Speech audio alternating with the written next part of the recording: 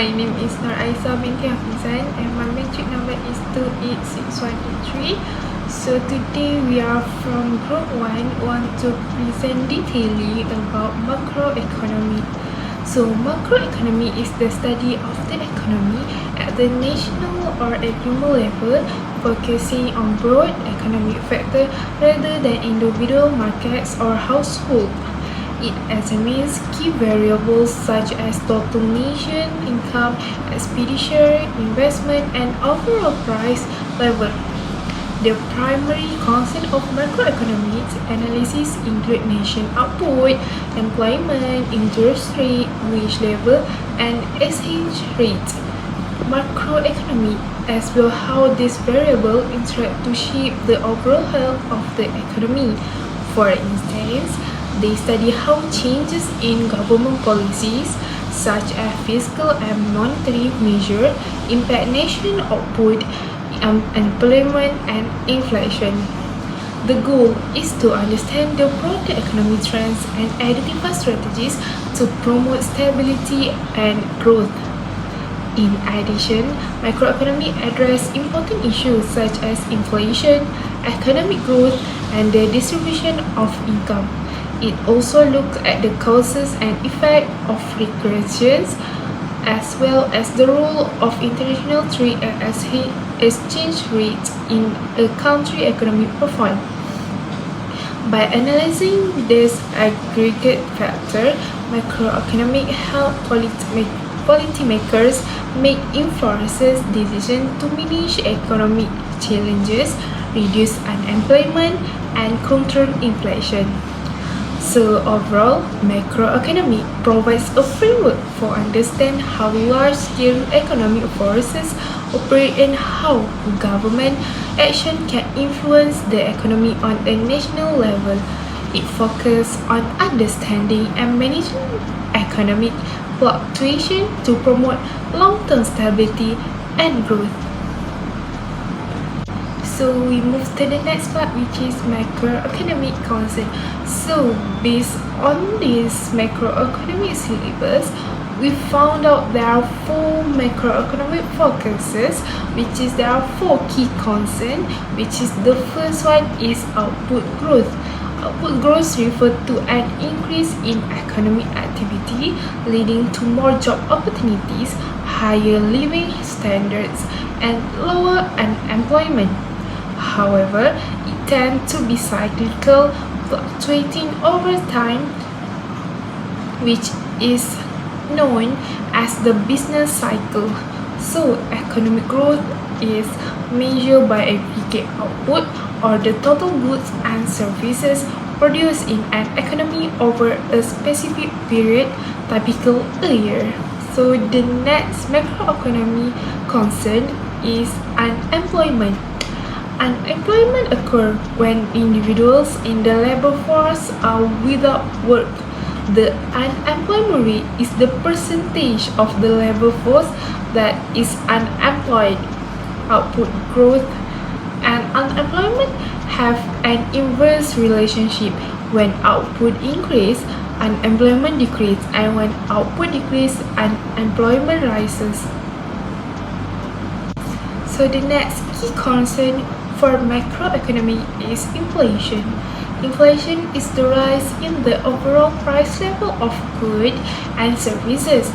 Not all prices increase at the same rate, but inflation reflects a general upward trend because there are too many factors that influence inflation, including goods, government, and also the policies of government. The next and last key concern for this part is interest rate. Interest rate affect borrowing costs for businesses and households.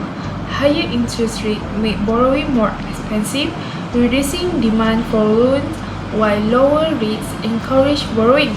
Central bank aim to balance high output, low unemployment, stable inflation, and manageable interest rate for a stable economy nowadays.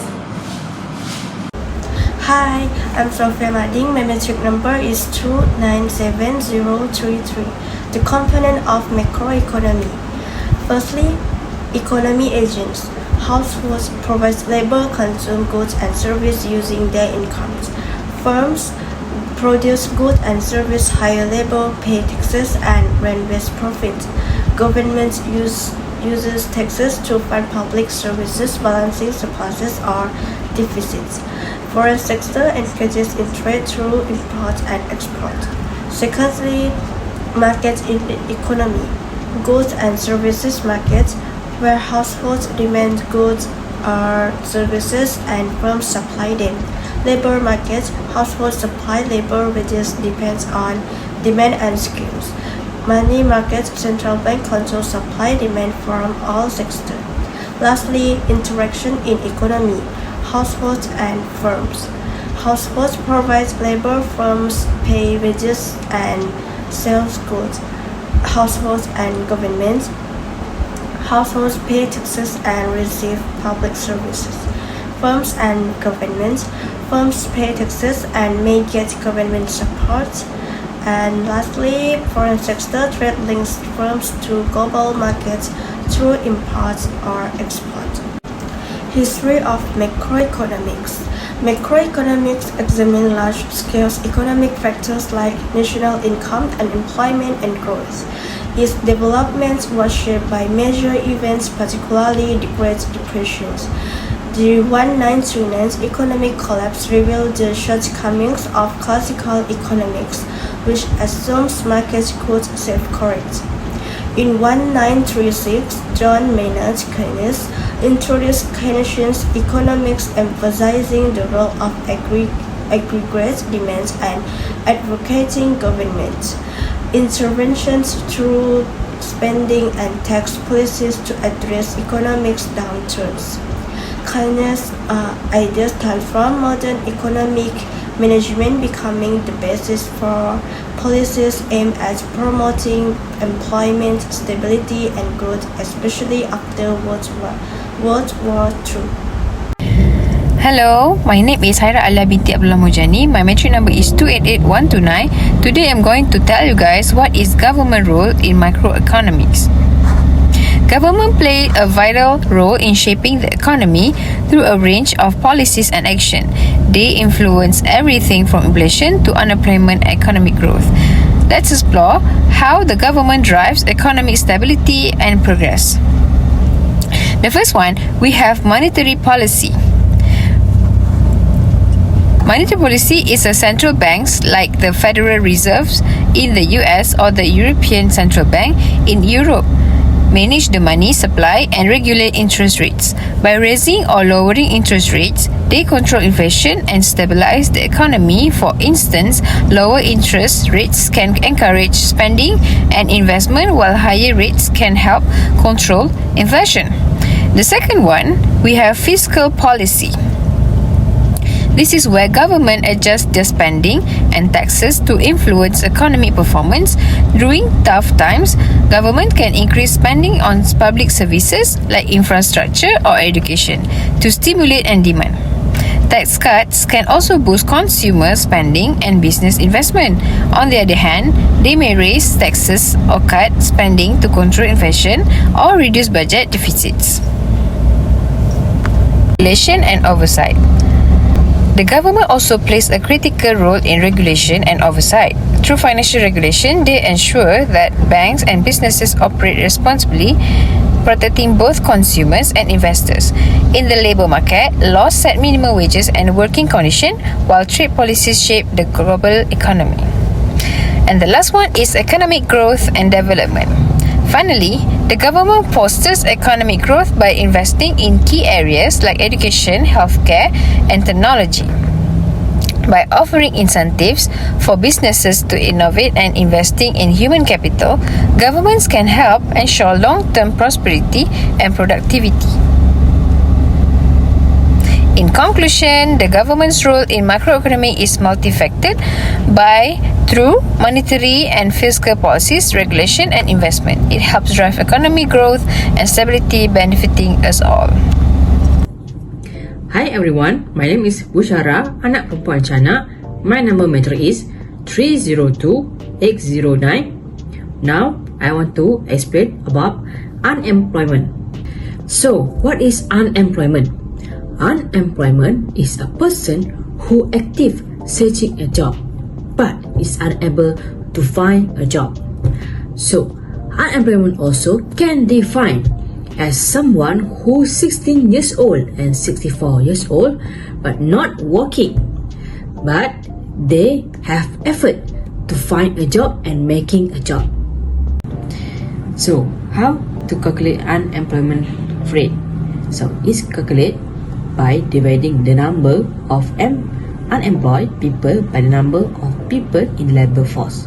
So, for example, in country Act, 22 million people involved in the labor force. So, however, only 21 million people are employed. Then the unemployment rate is 4.54%. So, the formula is unemployment rate equal to unemployed divided by labor force multiple 100. For example, which is Malaysian unemployment rate in 2020, the highest is on May, which is 5.3%. That time is our country or our world was attacked by COVID-19. So, for our economy in Malaysia also were closed on that time. So, this video is about unemployment rate in Malaysia. Enjoy!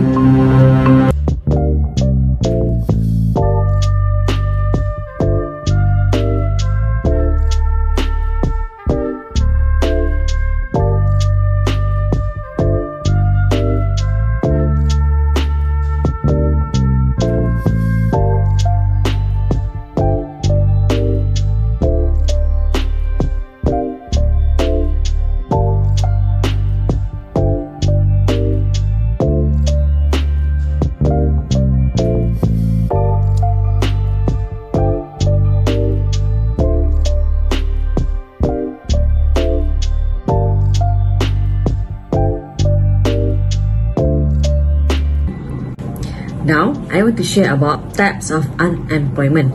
So, for the first one is fractional unemployment, which is when worker leave their old job but haven't yet found the new one.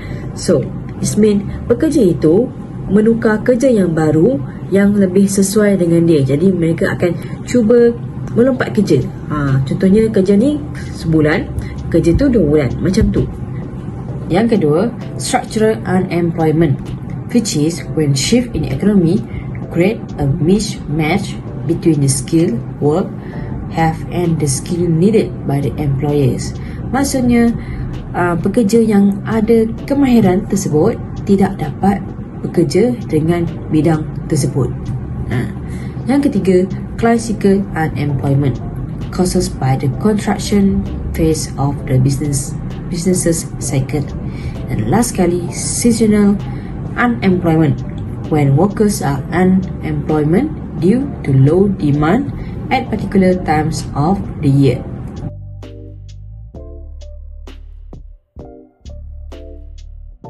Assalamualaikum dan selamat sejahtera. I am Nur Isyirah binti Ahmad Sazili. My metric number is 294936. Here, I would like to explain what inflation is. In macroeconomy, inflation is the price level of an economy's goods and services. It's a broad measure that's often studied in government policy, debates and news story.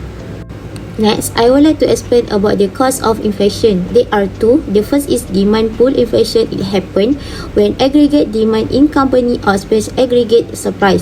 It increases consumer spending due to rising incomes of government, stimulus and higher business investment, supported by low interest rates. Second is cost push inflation. It happens when the cost of production increase, leading firms to rise to maintain profit margins. It means increase in the price of raw material, example oil.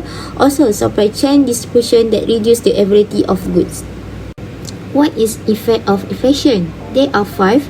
First is inflation erodes purchasing power. Second is inflation impact lower income consumer. Third is inflation keep deflation at bay. Fourth is inflation feeds on itself when it's high. And last one is inflation rises interest rate. Here, I would like to explain about the inflation graph that happened in Malaysia from May 2024 to November 2024. Here, we can see an increased inflation in May until July, which is too high. But in September until November, there is a decrease in inflation.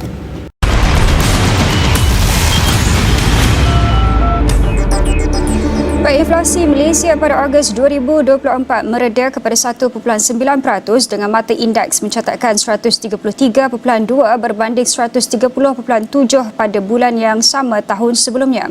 Ketua Perangkawan Malaysia, Datuk Seri Dr. Muhammad Uzair Mahidin menyatakan bahawa inflasi restoran dan perkhidmatan penginapan mereda kepada 3.2%. Ini disebabkan oleh peningkatan subkumpulan utama perkhidmatan penyediaan minuman kepada 4.2%. Manakala inflasi bagi penjagaan diri, perlindungan sosial dan pelbagai barangan dan perkhidmatan merekodkan kadar yang sama seperti Julai 2024 sebanyak 3.2% pada Ogos 2024.